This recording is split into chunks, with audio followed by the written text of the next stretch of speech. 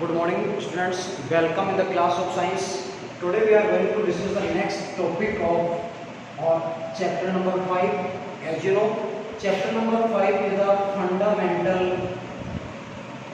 unit of life.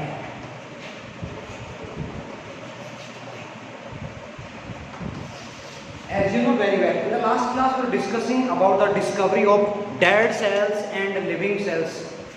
Listen again. Dead cells were discovered by Robert Hooke in 1665, while living cells, these were dead cells, while living cells were discovered by, you know very well, Anthony von Leeuwenhoek. Leeuwenhoek discovered the living cells. कल की class में हमने बात की थी किस तरह से डेड सेल्स को डिस्कवर किया गया, कहाँ डिस्कवर किया, you know very well. Bark जो होती है प्लांट की, उस बार्क से कोर्क लिया गया और कोर्क का जब अंडर माइक्रोस्कोपिक स्टडी की गई तो वहाँ कुछ हेक्सागोनल शेप में हमें स्ट्रक्चर देखने को मिली। These hexagonal shaped structures are known as cells and this discovery was made by Robert Hooke. इसके बाद में ल्यूवेनहोक ने लिविंग सेल्स की डिस्कवरी की थी। कहाँ से की थी डिस्कवरी? ये जो डिस्कवरी की गई थी, पॉन्ड वाटर का सैंपल लिया गया और पॉन्ड वाटर के सैंपल से सेल्स को डिस्कवर किया गया जिनको कि लिविंग सेल कहा गया। तो ये डिस्कशन हमने कल की क्लास में किया था। आज हम थोड़ा सा आगे बढ़ाते हैं चैप्टर को। एक टॉपिक हमने डिस्कस किया था कल की क्लास में, parts of a cell. How many parts of a cell are there? You know very well, cell 10 parts.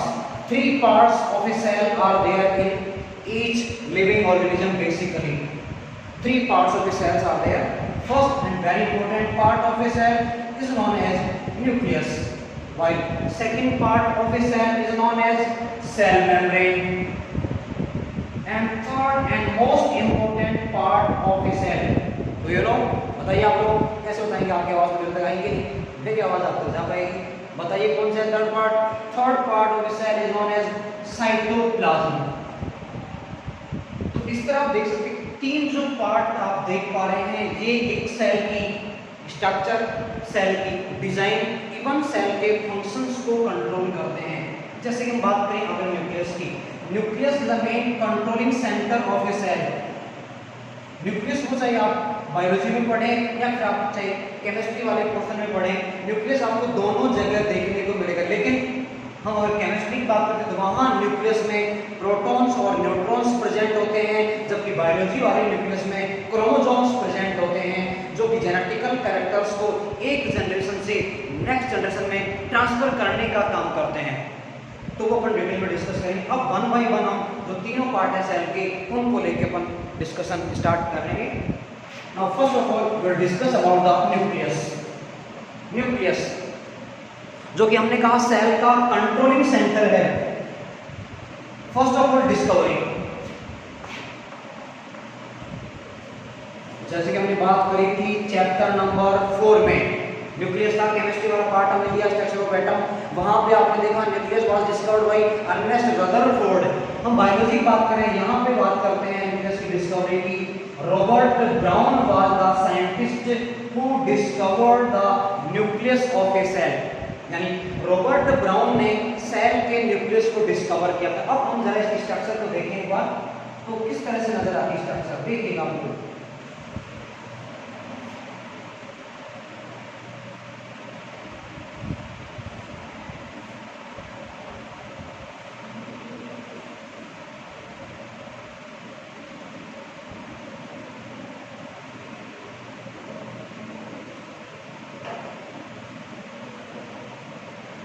देखिए इस तरह की आप देख पा रहे हैं कि जो न्यूक्लियस है, उस न्यूक्लियस की सराउंडिंग में देखिए मेम्ब्रेन प्रेजेंट है और इस मेम्ब्रेन को नाम दिया जाता है nuclear membrane.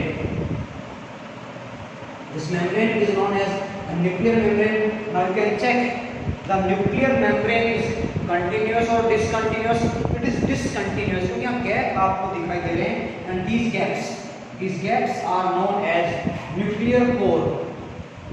These gaps are known as nuclear core. इनको न्यूक्लियर कोर कहा जाता है। ये जो न्यूक्लियर कोर है सब्सटेंसेस के ट्रांसपोर्टेशन में हेल्प करते हैं। सब्सटेंसेस न्यूक्लियस के अंदर एंटर होंगे जो कि यूजफुल होंगे, हार्मफुल सब्सटेंसेस को न्यूक्लियस से बाहर निकाल दिया जाएगा, यानी कि एब्जॉर्प्शन होगा तो एक्सक्रीशन भी यहाँ पे होगा। इंटरनल पार्ट को अगर हम देखें तो आप जैसा कि देख पा रहे हैं thread like structures are found in the nucleus and a small circular structure is also there. This small structure is known as, do you know, this is known as nucleolus.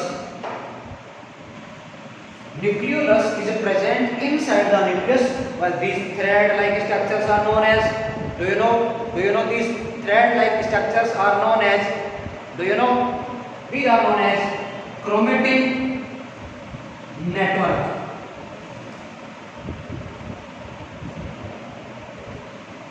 Chromatin network, which finally converts into chromosomes when a cell undergoes cell division.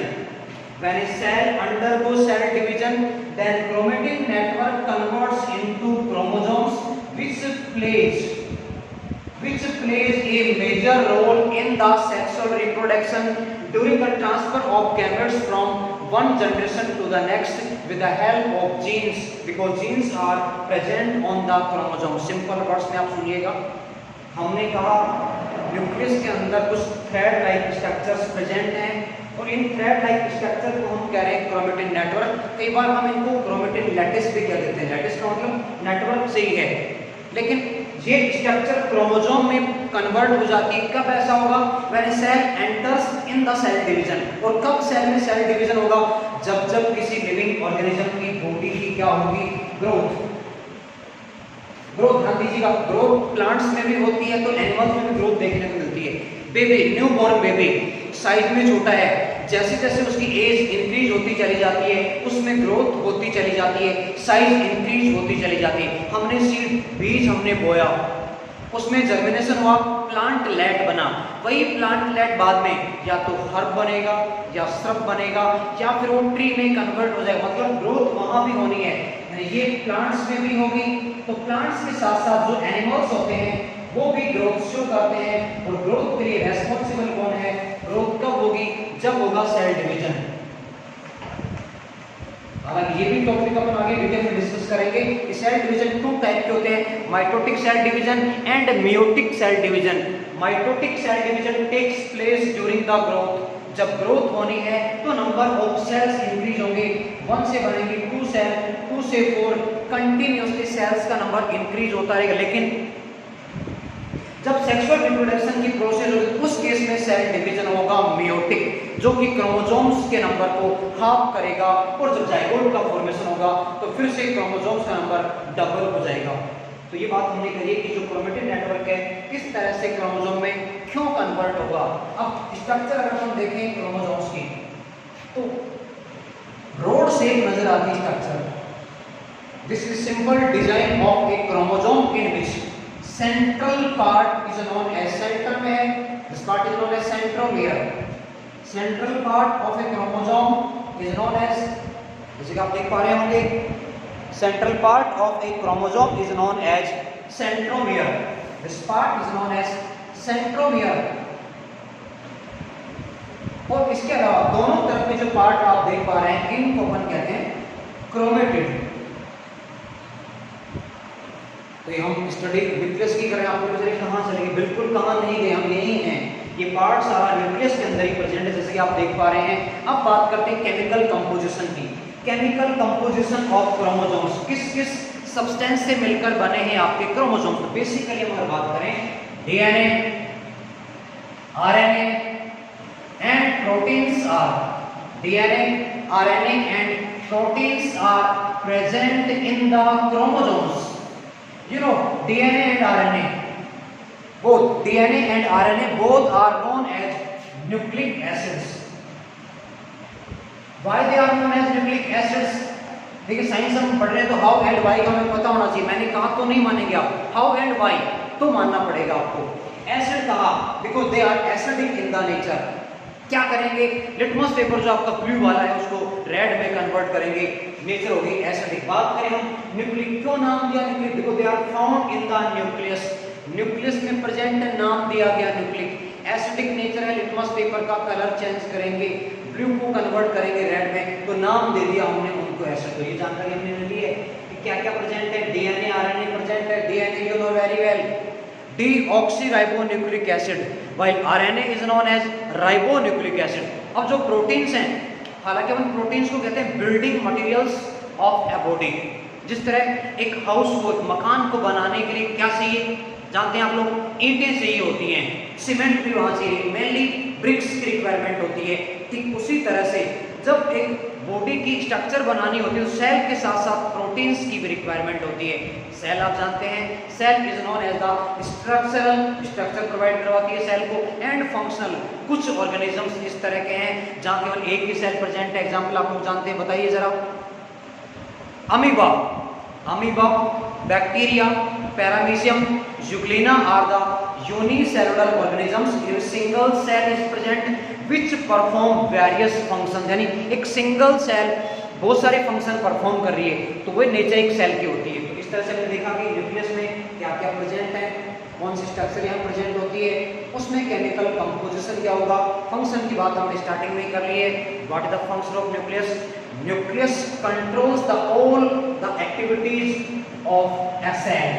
जितनी भी activities cell में हो रही हैं उन सबको control करने में न्यूक्लियस इंपॉर्टेंट रोल प्ले करता है। मेरे ख्याल समझ में आ गया होगा, नहीं आया होगा एक बार फिर से आप पढ़िएगा, वीडियो फिर से आप सुनिएगा, देखिएगा, आ जाएगा समझ में।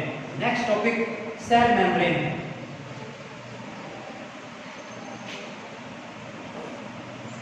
Cell membrane is also an important part of a cell. Why? Because it provides the shape to the cell. Cell को शेप प्रोवाइड करवाने में cell membrane important role play करता है। Cell membrane is also known as plasma membrane. इसी को plasma membrane भी कहा जाता है। Now the discovery of cell membrane. दोनों को अलग अलग साइंटिस्ट ने डिस्कवर किया है, दोनों का हम यहाँ पे नाम लेने वाले हैं। Cell membrane name was given by Nageli. नाम थोड़ा सा आपको अजीब लग रहा होगा, याद तो करना पड़ेगा। नागेली एंड क्रैमर, दो अलग अलग साइंटिस्ट हैं। इन दो अलग अलग साइंटिस्ट ने मिलकर सेल मेम्ब्रेन को फाइंड आउट किया। बात करें प्लाज्मा मेम्ब्रेन की, plasma membrane name plasma membrane was given by Plowe. This is Plowe. Plasma membrane name was given by Plo. Now the chemical composition. What type of components are found in the cell membrane? कौन-कौन से components cell membrane में present होते हैं? छोटी classes में भी आपने पढ़ा होगा कि हम बात करें अगर composition की, कौन-कौन से substances present हैं हमारी cell membrane में? Two major components are there. Two major components are there in the composition of cell membrane. बताइए कौन-कौन है? First one, lipids. Lipids जब देखना और भी देखो, बताइए आप लोग। Lipids are also known as fats. Lipids को fats भी कहा जाता है। And second part of a cell membrane is known as proteins. Combinedly we can say lipoprotein. Combinedly we can say, क्या होगा आपको मेरे ख्याल से? We can say cell membrane is made up of lipoprotein.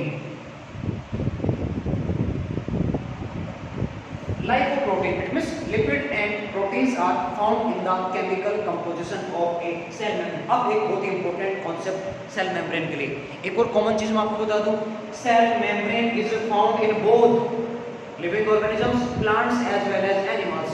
ये दोनों में प्रेजेंट है, लेकिन सेल वॉल केवल प्लांट्स में होती है।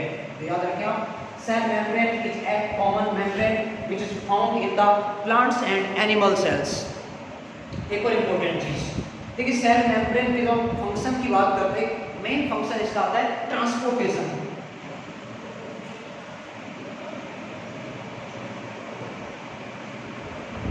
Cell membrane play major role in the process of transportation. कैसे?